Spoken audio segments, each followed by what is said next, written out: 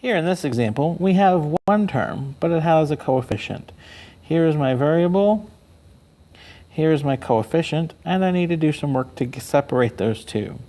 Whenever you have one term and you need to get rid of a part, you have to divide by it. So we're going to divide by the part we don't want, which is 8. So we're going to divide both sides by 8. 8 over 8 is 1, so I get b squared. 600 divided by 8 is 75.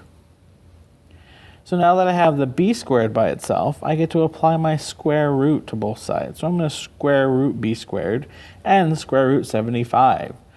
The square root of b squared is b. I put in that square root, so I got to do a plus or minus.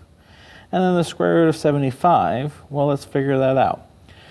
3 times 25 is 75.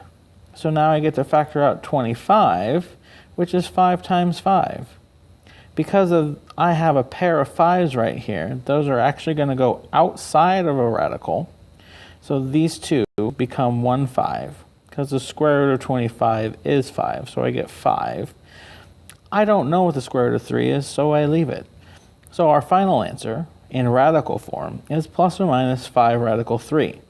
If I wanted to approximate that as a decimal, we'd have to do the square root of 75 and convert it to a fraction, or decimal. So I would get 8 plus or minus 8.66025. I'm rounding to the thousandths, so I'm going to put, that's what I want to round. That's where my cutoff is.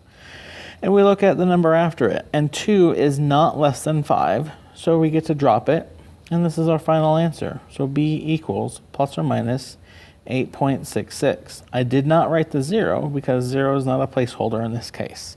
So it's just 8.66.